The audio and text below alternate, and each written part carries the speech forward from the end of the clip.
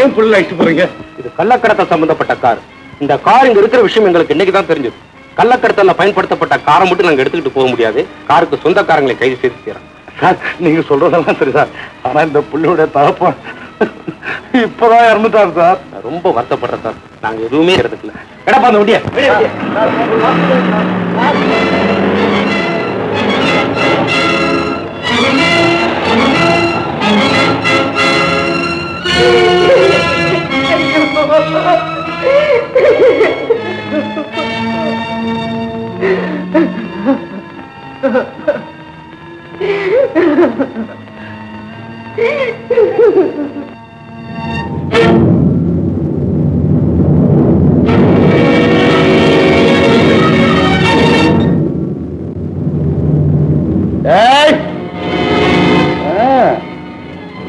வேடிக்கைடா பார்த்து நிக்கிறீங்க. சின்ன கிழமை செத்துட்டான், அவன் பிள்ளைங்க ஜெயிலுக்கு போயாச்சு. இனி இந்த பெரிய கிழமை ஒருத்தர் என்னதான் செய்ய போறேன்னுங்களா? டேய், இப்ப சொல்லேன்டா, நான் விட மாட்டேன், விடவே மாட்டேன். என் பிள்ளைகளை மீட்டு கொண்டு வந்துடுவேன், என் சொத்தையும் திருப்பி கொண்டு வந்துடுவேன். இந்த ரெண்டு காரியத்தையும் என் தம்பி புலம் எரிஞ்சு சாம்பலாத்துக்கு முன்னால நான் சாதிச்சு காட்டலையா? பாடுறா டேய், பாடுறா.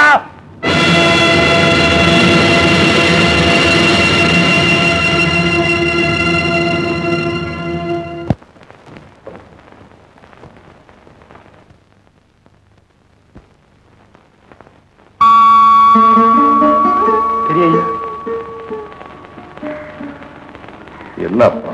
என்னங்க நீங்களே இப்படி கண் கலங்கிட்டு இருந்தா உங்க பிள்ளைங்க நாங்கெல்லாம் இருக்கிறோமே, எங்களுக்கெல்லாம் யாருங்க தைரியம் சொல்லுவாங்க?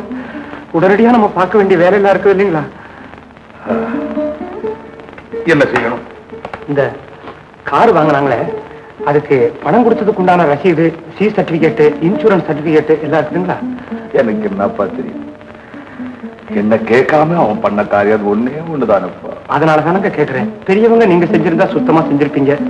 அவர் செஞ்சதுனாலதான் இதெல்லாம் இருக்குதான்னு கேட்டேன். கேஸுக்கு இதெல்லாம் ரொம்ப தேவைப்படுதுங்க. எனக்கு தெரியாதப்பா, அம்மாவை கேட்டுப்பா. கேட்கிறேன். அம்மா,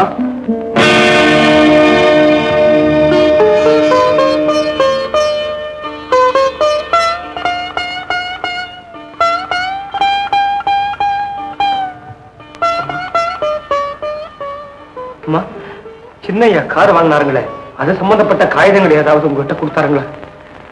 கொடுத்திருக்காரு. இருந்தா கொஞ்சம் எடுக்கிறீங்களா?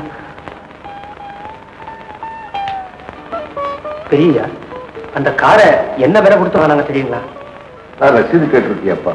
ஐயா, ரசீதுல கூடுதலாவும் போடலாம், குறைச்சலாவும் போடலாம்.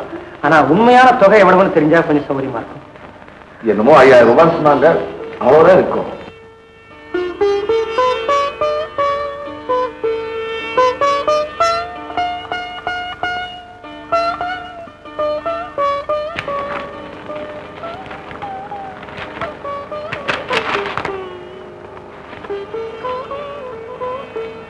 பெரிய என்ன ஒண்ணு சொல்லாம, சொல்லு சொல்லு.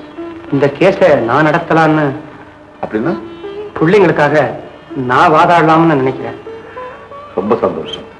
ஆனா பாருப்பா, இந்த கேஸ் ஏதாவது ஆச்சுன்னா எனக்கு பரவாயில்ல, வேற பெரிய வக்கீல் வச்சுக்கிட்டு கேஸ் நடத்துவேன். ஆனா உனக்கு இது முதல் கேஸ் இல்லையா? ஆமாங்க. ஏதாவது அப்படி இப்படி ஆச்சுன்னா உன் தொழில் அடிபடுமேப்பா. அதுக்கு இல்லைங்க, நான் ஒண்ணு சொல்ல ஆசைப்படுறேன்.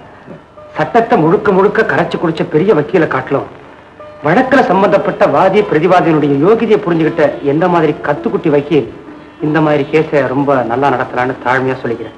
எல்லாம் சரிதான்ப்பா. ஆனா இது பிள்ளைகள் சம்பந்தப்பட்ட விஷயம், அதனால கொஞ்சம் ஜாக்கிரதையா நடத்துனா. ஐயா, நீங்க என்ன சொல்றீங்கன்னு எனக்கு புரிஞ்சு போச்சு. அம்மா, பெரிய ஐயா 2 தடவை வேண்டான்னு சொல்லியும் மறுபடியும் மறுபடியும் அதையே கேட்கறதுக்கு எனக்கு என்னமோ மாதிரி இருக்குது. இருந்தாலும் எனக்குள்ள இருக்கிற ஒரு ஆர்வம், ஒரு நம்பிக்கை, அது பைத்தியகார்த்தமா கூட இருக்கலாம். அதுல அதை விடுங்கம்மா. ஏம்மா, பெரிய தானே என்ன படிக்க வச்சாரு. அது விளம்பரத்துக்கோ தற்பெருமைக்கோ இல்ல 4 பேர் அவரை பாராட்டணுங்கிறதுக்காக படிக்க வச்சாரு இல்லையே. அம்மா, ஒரு அரிஜன குடும்பத்தினுடைய வறுமை இந்த தலைமுறையோட தொலையட்டுங்கிற ஒரே எண்ணத்தை அவர் என்ன படிக்க வச்சிருந்தாருன்னா இந்த கேஸை எங்கிட்ட கொடுக்க சொல்லணுமா? இந்த பிள்ளைய இந்த வழக்கை நடத்தினாங்க. ஆனா அந்த வாக்கு உன் வாயிலிருந்து வந்துட்டா அவனுக்கு நல்லதாச்சேன்னு பா. அம்மா ஐயா போட போட தைரியமா நடந்து போ.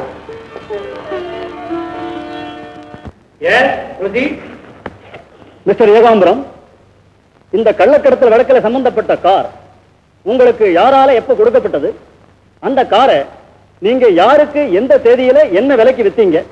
இந்த விவரத்தை கோட்டார் முன் சொல்லுங்க பார்க்கலாம். சென்னையில எனக்கு உயிருக்குயிரான நண்பர் ஒருவர் இருக்கிறாரு. அவரு பெரிய லட்சாதிபதி. புதுவிதமான கார்களை வாங்குறதும் விற்கிறதும் அவருக்கு சர்வசாதாரணம். கடந்த மார்ச் மாசம் ஒரு காரை கொண்டாந்து என்கிட்ட கொடுத்துட்டு இதை வந்த விலைக்கு வித்துட்டா போதும் அப்படின்னு சொல்லிட்டு போயிட்டாரு.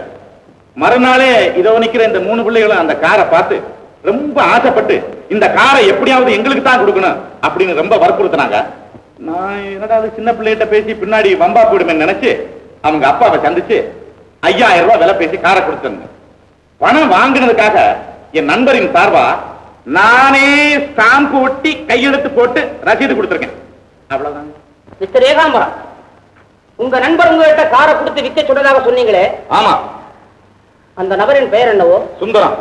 சொந்த ஊர்? சென்னை. தொழில் என்ன தயக்கம்? வெளியே சொன்னா வெக்கப்படக்கூடிய தொழிலா? இல்ல. பின்ன என்ன தொழில்? தெரியாது. வெக்கப்படக்கூடிய தொழில் இல்லைன்னு மாத்திரம் சொல்ல தெரியுது, என்ன தொழில சொல்ல தெரியலையா? தெரியாது. It's all right. உங்க நண்பர் ஒரு லட்சாதிபதிங்கிறதாவது உங்களுக்கு தெரியுமா? இல்ல அதுவும் சொல்ல கேள்விதானா? அது நிச்சயமா தெரியும். அந்த லட்சாதிபதி உங்ககிட்ட காரை கொடுத்து விற்க சொல்லும் போது என்ன சொல்லி கொடுத்தார்? வந்த விலைக்கு வித்து கொடுத்துட்டா போதும்னு சொன்னார். அவர் அப்படி சொன்னதிலிருந்து எவ்வளவு சீக்கிரம் முடியுமோ அவ்வளவு சீக்கிரம் அந்த கார் தன் கையை விட்டு போனா போதும்ங்கிற முடிவுக்கு உங்க நண்பர் வந்திருக்காருன்னு நான் சந்தேகப்பட்டா அதை தப்புன்னு நீங்க சொல்ல மாட்டீங்கன்னு நான் நம்புறேன். அது எப்படின்னு நான் உங்களை கேட்கிறேன். கேள்வி எல்லாம் இங்க நாங்க தான் கேட்போம், நீங்க பதில் சொல்றதோட சரி. அந்த காரை அந்த சமயத்துல உடனடியா வித்து தீரணுங்கிற நெருக்கடி உங்க நண்பருக்கு ஏற்பட்டிருக்குன்னு நான் அழுத்தம் திருத்தமா சொல்றேன். சரியா தப்பா? தப்பு தப்பு தப்பு. சரி தப்பு. இது சொல்லுங்க, அந்த காரை வித்து அதுல வர்ற பணத்தை வச்சுதான் தன்னுடைய நெருக்கடியோ அல்ல ஒத்து பிரச்சனையோ தீர்த்துக்கணுங்கிற அளவுக்கு உங்க நண்பர் அன்னதாவடியா? நான் அப்பவே சொல்லியிருக்கேன், என் நண்பர் பெரும் பணக்காரர். தன் சொந்தக்கார வந்த வரைக்கும் விற்க சொல்ல வேண்டிய அவசியம் என்ன? பதில் உண்டா இல்லையா? அது அவர்கிட்ட தான் கேட்கணும். அப்ப இது வரைக்கும் நீங்க கேட்கல? கேட்கல. கேட்டிருக்கணுமே. கேட்கல. ஏன் கேட்கல? அந்த கார அந்த தேதி வரையில அவர் அனுபவிச்சது மிச்சம்னு அவர் நினைச்சிருப்பாருன்னு நான் நினைச்சதுனால கேட்கல. Good, very good. சொன்னா சரியா இருக்குமா? ரொம்ப சரி. மிஸ்டர் ஏகாம்பரம், நமக்கு நெருங்கிய நண்பர், உயிருக்கு உயிரான நண்பர் ஒரு பொருளை நம்ம கிட்ட கொடுத்து விற்க சொன்னா அதே பொருளை நமக்கு அதிக பழக்கம் இல்லாத ஒருத்தர் பார்த்து ரொம்பவும் ஆசைப்பட்டு இந்த பொருளை எங்களுக்குத்தான் கொடுக்கணும்னு வற்புறுத்தி தொந்தரவும் கொடுத்தா அந்த பொருளுக்கு விலையை நம்ம கூடுதலா சொல்லுவோமா குறைச்சி சொல்லுவோமா? அப்கோர்ஸ் நீங்க என்ன விலைக்கு கொடுத்தீங்கன்னு நான் கேட்க வரல, உலக வழக்கம் எப்படி? இது அது கூடுதலா தான் சொல்லணும். நீங்க என்ன விலைக்கு சார் கொடுத்தீங்க? 5000 ரூபாய்க்கு. அசலுக்கே 3000 குறைச்சு. ஆமா. அப்படி ஒரே அடியா 3000 குறைச்சு இந்த பிள்ளைகளுக்கு அந்த காரை கொடுத்ததுக்கு விசேஷமான காரணம் ஏதாவது உண்டா? ஒன்னும் அவசரம் இல்ல, நிதானமா யோசனை பண்ணி சொல்லலாம். Come on out with it. ஏதாவது சொல்லுங்க சார். அதிக விலை சொல்லிருந்தா பிள்ளைங்க வாங்கியிருக்க மாட்டாங்க. அந்த பசங்க ஏழை பசங்க, பணக்காரங்க. மிஸ்டர் ஏகாம்பரம், இந்த பணக்கார பிள்ளைகளுக்கும் உங்களுக்கும் அந்த கார் வியாபாரத்துக்கு பின்னால ஏதாவது கொடுக்கல் வாங்கல் உண்டா? உண்டா? என் கேள்விக்கு பதில் உண்டா? உங்களுக்கு தெரிஞ்ச விஷயத்தை எங்கிட்ட கேட்டு ஏன் உயிரை வாங்குறீங்க? எனக்கு உங்களை பத்தி எக்கச்சக்கமா தெரியும். அதுல 2-1 கோட்டாருக்கு தெரியப்படுத்துறோங்கிறதுனால தானே உங்களை இங்க நிக்க வச்சு கேள்வி கேட்கிறேன். சொல்லுங்க சார், குடுக்கல் வாங்கல் உண்டா? உண்டு. என்னது? நான் கொடுக்க வேண்டிய 2 லட்சம். கொடுக்க வேண்டியதுன்னா கொடுக்க வேண்டியதா? கொடுக்க வேண்டியதுன்னா தாயாதிகளுக்கு கொடுக்க வேண்டியதா தர்மமா கொடுக்க வேண்டியதா எப்படி சார்? அது நான் பட்ட கடன். அப்ப சொல்லிட்டு போங்களா, அவ்வளவுதானே. எனக்காக 3 பிள்ளைகளும் சொத்து ஜாமீன் கொடுத்திருக்காங்க. மிஸ்டர் ஏகாம்பரம், இப்படி பின்னால நீங்க அந்த பிள்ளைங்களை 2 லட்சம் ரூபாய்க்கு ஜாமீன் கொடுக்க வைக்கணுங்கிறதுக்காகத்தான் முன்னாலேயே 3000 ரூபாயை குறைச்ச அந்த காரை நீங்க வித்திருக்கீங்கன்னு நான் சொன்னா அது எப்படி இருக்கும்? I object my lord. My lord, என் நண்பர் மிஸ்டர் முருகன் கேட்கும் கேள்விகளுக்கும் இந்த வழக்கிற்கும் என்ன சம்பந்தம் இருக்கிறது என்றே எனக்கு தெரியவில்லை. கோட்டார் அவர்களுக்கு தெரியும், இது முழுக்க முழுக்க கள்ளக்கடத்து சம்பந்தப்பட்ட கேள்வி. தயவு செய்து இந்த வழக்குக்கு சம்பந்தம் இல்லாத கேள்விகளை என் நண்பர் கேட்டாதிருக்கும்படி கோட்டார் அவர்கள் தடுக்க வேண்டும் என்று தாழ்மையுடன் கேட்டுக்கொள்கிறேன். மிலாட், தயவு செய்து என் வழியிலேயே தொடர்ந்து நான் கேள்விகளை கேட்க தனம் கோட்டார் அவர்கள் அனுமதி கொடுத்தால் நான் கேட்கும் கேள்விகளுக்கும் இந்த வழக்குக்கும் எவ்வளவு தூரம் சம்பந்தம் இருக்கிறது என்பதை போக போக கோட்டார் அவர்களே தெரிந்து கொள்ளலாம். Please. Yes, proceed. Thank you. Mister Ekambaram, இந்த 3 பிள்ளைகளும் உங்களுக்காக 2 லட்சம் ரூபாய்க்கு சொத்து ஜாமீன் கொடுத்ததாக நீங்க தானே சொன்னீங்க? ஆமா. உங்க நண்பர் உயிருக்கு உயிரானவர்னு நீங்க தானே சொன்னீங்க? இப்பவும் தான் சொல்றேன். அவர் பணக்காரர் தானே? எத்தனை தடவை சொல்றது? எத்தனை தடவை கேட்டாலும் அத்தனை தடவையும் சொல்லித்தான் தீரணும். மறுபடியும் கேட்கிறேன், பணக்காரர் தானே? அவர் கொளுத்த பணக்காரர். மிஸ்டர் ஏகாம்பரம், அப்படி கொளுத்த பணக்காரர் அவருடைய ஆரிய நண்பரான தாங்கள் 2 லட்சம் ரூபாய் கடனில் அவதிப்பட்டு இருக்கும் போது அந்த கடனை தீர்க்கவோ அல்லது தன் சொத்தை கொண்டு உங்களுக்கு ஜாமீன் கொடுக்கவோ முன் வந்திருக்கலாம் இல்லையா? முன் வந்திருக்கலாம். வந்தாரா? வரல. ஏன் வரல? நான் கேட்கல. ஏயா கேட்கல? தயவு செய்து சொல்லியா ஏன் கேட்கல?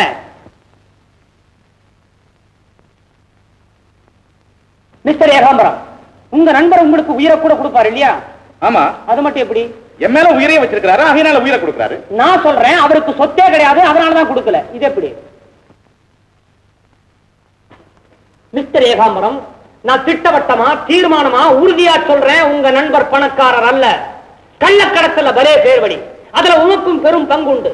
இப்படி நீங்க பரவரசமா சேர்ந்து செஞ்சுக்கிட்டு வர்ற கள்ளக்கடத்தல் வரிசையில கடைசியா 10,000 ரூபாய் அவிர நீங்க கடத்திட்டு வரும்போது போலீசார் உங்க காரை பார்த்து பின்தொடர்ந்தாங்க. அது தெரிஞ்சு அன்னைக்கு எப்படியோ மாயமா மறைஞ்சிட்டீங்க. அந்த தேதியில் இருந்து அந்த காரை எவன் தரையில கட்டால துடியா துடிச்சிட்டு இருக்கும் போதுதான் பாவம் இந்த அப்பாவி பிள்ளைங்க 3 பேர் உங்க கையில சிக்கிறாங்க. ரொம்ப சாமர்த்தியமா தேதியை தள்ளி போட்டு வந்த வரைக்கும் காரை வித்துட்டு போயிட்டீங்க. உண்டா இல்லையா? சத்தியமா கிடையாது. இத்தனையும் கட்டுக்கதை. Wait a minute. அந்த கார் சம்பந்தப்பட்ட ஸ்டாம்ப் ரெசிப்ட் கொடுங்க. பாருங்க, பார்த்தாச்சா? என்ன இல்ல அந்த ரசீது? பார்த்தாச்சு. என்ன ரசீது? காருக்கு உண்டான பணத்தை என் நண்பரின் சார்பா நான் பெற்றுக்கிட்டதுக்காக நான் கொடுத்த ரசீது. நான் கொடுத்த ரசீதுன்னா? நான் கையெழுத்து போட்டு கொடுத்த ரசீது. மிஸ்டர், அந்த ரசீதை இன்னொரு தடவை நல்லா பிரிச்சு பாருங்க. அதுல இருக்கிற கையெழுத்து உங்களோட தானா? நான் எங்க எழுத்த நான் போடாம வேற எவன் போடுவான்? மிஸ்டர், அதெல்லாம் கேள்வி. இந்த ரசீதை மறுபடியும் பிரிச்சு பாருங்க. அதுல இருக்கிற கையெழுத்து நீங்க போட்டதுதானா இல்லையா? நான் போட்ட கையெழுத்து தான் நான் சொல்றேன். இல்லன்னு நான் சொல்றேன். எப்படி இருக்கும்? எரிச்சலா இருக்கும். Very glad. இந்த கையெழுத்து உங்களுக்கு இல்லை. சத்தியமா இது என் கையெழுத்துன்னு நான் சொல்றேன். கிடையவே கிடையாது. வேற யாரையோ விட்டு கையெழுத்து போட சொல்லிட்டு அந்த கையெழுத்து உங்களோட தான் அப்படி நீங்க அப்பட்டமான பொய்ய சொல்லிட்டு இருக்கீங்க. ஐயா ஐயா ஐயா, என்ன சார் என்ன சார் ஏன் சொந்த டைப் மிஷின்ல நானே டைப் அடிச்சு என் கையாலேயே ஸ்டாம்ப் போட்டி அந்த ஸ்டாம்ப் மேல என் கையாலேயே கையெழுத்து போட்டு கொடுத்திருக்கேன். அது உங்க கையெழுத்துல பொய்யா அப்படி இப்படிலாம் சொல்லி என்ன சார் ஒரே சாதிப்பா காத்துக்கிட்டு இருக்க? உங்க சொந்த மிஷின்ல நீங்களே டைப் அடிச்சீங்க. ஆமா. உங்க கையாலேயே ஸ்டாம்பையும் ஒட்டிங்க. ஆமா. நீங்க ஒட்டின அந்த ஸ்டாம்ப் மேல நீங்களே கையெழுத்து போட்டீங்க. ஆமா. கோச்சு கூடாது. கடைசியா ஒரு கேள்வி, அந்த ரசீதை கொஞ்சம் கொடுங்க. ஏன் சார், இந்த ஸ்டாம்ப் உங்க கையினால ஒட்டப்பட்டது தானே? எஸ். இத இனிமே மறுக்கவே மாட்டீங்களே? மறுக்க வேண்டிய அவசியம் எந்த காலத்திலையும் கிடையாது. That's the only point I need. Virat, இவர் கையால் ஒட்டப்பட்டதாக இவராலேயே ஒப்புக்கொள்ளப்படும் இந்த ரசீதில் உள்ள ஸ்டாம்பை கரம் கோச்சார் அவர்கள் பார்க்க வேண்டும் என்று தாழ்மையுடன் கேட்டுக் கொள்கிறேன். இந்த வழக்கில் சம்பந்தப்பட்ட காரில் அவின் கள்ளக்கடத்தல் நடந்தது மார்ச் மாதம் 25ஆம் தேதி. இந்த விவரம் சுங்க இலாகா அதிகாரிகள் டைரியில் தெள்ள தெளிய காணப்படுகிறது. மிலாட், மார்ச் மாதம் 25ஆம் தேதி அவின் கள்ளக்கடத்தல் நடந்த அந்த காரில் யார் இருந்தார்கள் என்பதுதான் இப்போது சர்ச்சைக்குரிய விஷயம்.